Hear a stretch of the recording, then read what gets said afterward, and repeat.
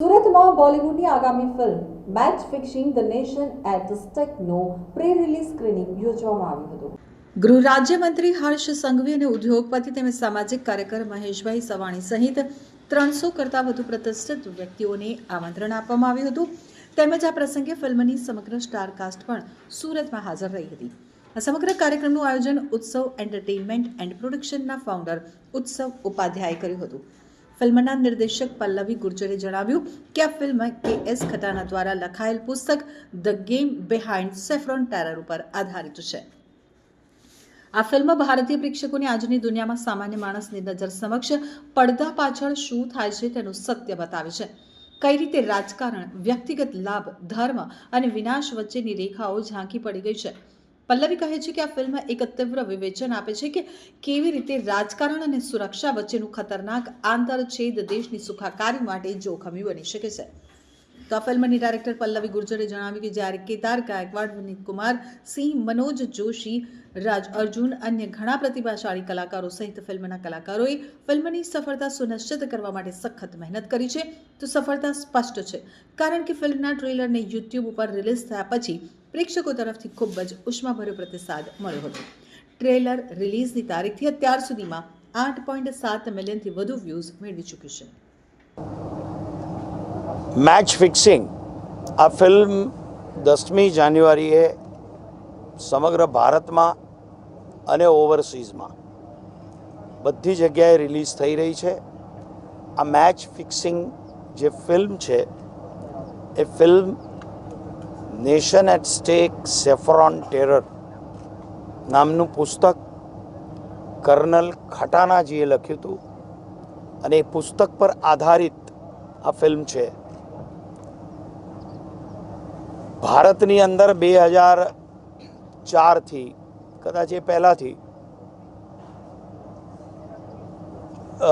જૂઠા narrative પ્રસારિત કરવાની એક બહુ યંત્રણા પૂરજોશથી કામ કરી આજે પણ છે ક્યાંક ક્યાંક.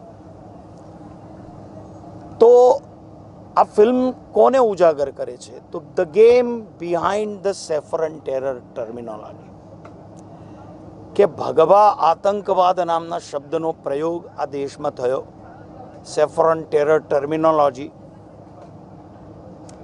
જે હકીકતમાં હતી નહીં એવું તો હમણાં જ એક પક્ષના નેતા એ પોતાના જ વક્તવ્યમાં કીધું કે હું આ શબ્દનો પ્રયોગ કરવાનો નહોતો, સેફ્રોન ટેરર કે ભગવા આતંકવાદ. મને તો પાર્ટીમાંથી કીધું એટલે હું બોલ્યો. આવું એ જ પોતે બોલ્યા હતા, હું નથી બોલતો. દેટ મીન્સ એન્ડ દેટ પ્રૂવ્સ કે આ એક પ્રકારનો જૂઠ્ઠો નેરેટિવ હતો. અને આ નેરેટિવ સમજોતા એક્સપ્રેસ બ્લાસ્ટ હોય કે 26/11 હોય, 26/11ને પણ જુદી જુદી રીતે કપોલકલ્પિત કથાઓ એની પાછળ રચવા માંડ્યા. તો આ બધી કપોલકલ્પિત જૂઠ્ઠા નેરેશનોની જે વાર્તાઓ છે એને એક્સપોઝ કરતી, અને ખાસ કરીને સેફ્રોન ટેરર ટર્મિનોલોજીને એક્સપોઝ કરતી આ ફિલ્મ છે જેનું નામ છે મેચ ફિક્સિંગ. અને દરેક ભારતીયએ આ સિનેમાઘરોમાં જોઈને જોવો જોઈએ. આ ફિલ્મની નિર્માત્રી છે પલ્લવી ગુર્જર, આર્ટ એરેના ક્રિએશન્સની આ ફિલ્મ છે. એ પોતે નિર્માત્રી છે આના. કેદાર ગાયકવાડ એના નિર્દેશક છે.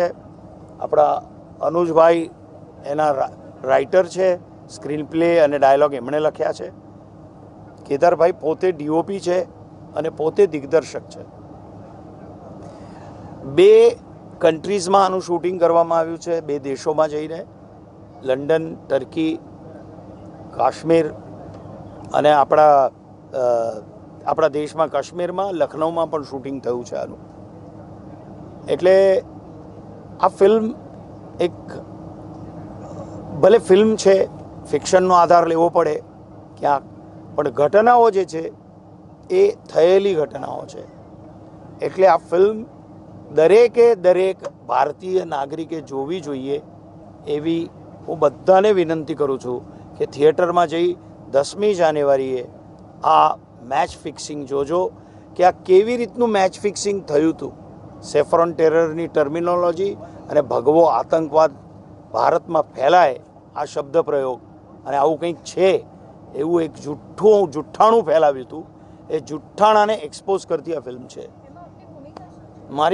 મારી આ ફિલ્મમાં ભૂમિકા છે મુશર્રફની, એટલે વિલનની ભૂમિકા છે, જેણે ભારત એટલે એમણે શું શું કર્યું હતું એનો હું પર્વતા બોલવા ઊભો નથી અહીંયા પર્વચા બોલવા, પણ એ બધાને ખબર છે. પણ એ ફિલ્મમાં જોશો તો વધારે તમને ગમશે. અને મને આ રોલ એમણે આપ્યો ત્યારે હું પહેલાં ખચકાણો હતો.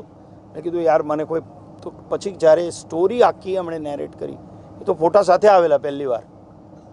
મેં કીધું ભાઈ હું તો હમણાં જ એક મરાઠી ફિલ્મ કરી મેં, એમાં આપણા ભારત રત્ન આંબેડકર સાહેબનો રોલ કર્યો, પછી યુપી ફાઇલમાં મુખ્યમંત્રીનો રોલ કર્યો. પછી મેં કીધું તું આ લઈને આવ્યો છે મારી પાસે. પછી જ્યારે એણે કથા કહી ત્યારે ખબર પડી કે નહીં, આપણે આપણું રાષ્ટ્રીય કર્તવ્ય છે કે ફિલ્મ થાય. અને આ રોલ બહુ જ એઝ એન એક્ટર તરીકે પણ મને ચેલેન્જિંગ હતો અને મેં આ રોલ કર્યો.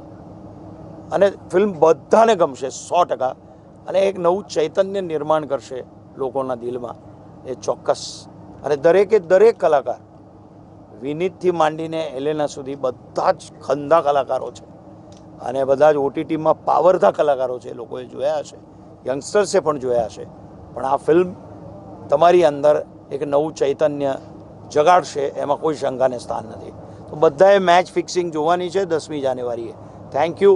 તમે આ પ્રેમ જે આટલા વર્ષો સુધી મારા પર કર્યો છે, કરતા જ રહેશો અને આ ફિલ્મ દ્વારા પણ કરશો.